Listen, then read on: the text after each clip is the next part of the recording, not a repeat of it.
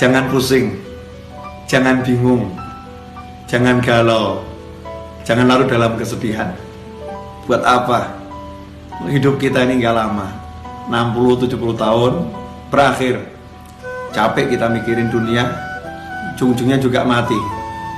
Maka tinggalkan tuh semua yang buat kamu pusing, yang buat kita pusing, buat gak nyaman, buat gak enak. Tinggalkan semua.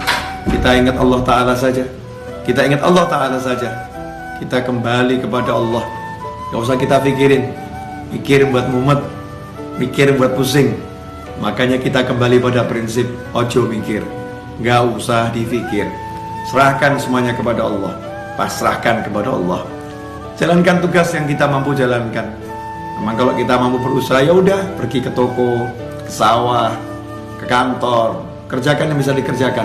Semuanya serahkan pada Allah Subhanahu wa Ta'ala. Tenangkan fikir kita dengan zikir. Karena zikir kalau benar, ala bi dzikrillahi tatmainnul qulub.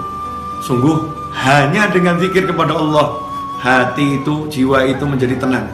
Makanya kalau kita sholat, kita sibuk berzikir, kita sibuk baca Al-Quran, tapi nggak tenang-tenang, berarti zikir kita belum benar. Karena Allah udah bilang, ala bizikrillah, hanya satu cara untuk menggapai ketenangan, zikir, ingat sama Allah Ta'ala. Yang sering terjadi dalam sholat kita nggak ingat Allah. Dalam sholat justru kita ingat masalah kita. Dalam tahlil, dalam tasbih, dalam istighfar, dalam sholawat, dalam berzikir kepada Allah Ta'ala, justru yang kita ingat masalah kita, bukan Allahnya. Tinggalkan tuh semua masalah, fokus pada Allah, pada Allahnya, zikirnya. Yang kita zikiri Allahnya, kita ingat Allahnya. Kita katakan kepada Allah, ya Rabb, tolong saya, ya Allah, bantu saya. Berjalan terus, gak usah pikirkan masalah biar diselesaikan sama yang mengizinkan masalah itu sampai kepada kita. Kita pasrahkan kepada Allah, ya Allah, tolong selesaikan masalah saya. Lakukan yang diperintahkan Allah. Kalau kita bertakwa, Allah udah jamin, wa may yattaqillaha yaj'al lahu makhrajan wa yarzuqhu min haitsu la yahtasib. Siapa yang bertakwa kepada Allah, apa itu takwa? Laksanakan perintahnya, jauhi larangannya. Dan kita introspeksi diri, sejauh mana kita meninggalkan larangan Allah, dan bagaimana hati kita, tubuh kita terhadap apa yang diperintahkan Allah Subhanahu wa Ta'ala. Perbaiki itu. Seiring dengan perbaikan itu, maka lihat hasilnya. Yaj'allahu makhraja.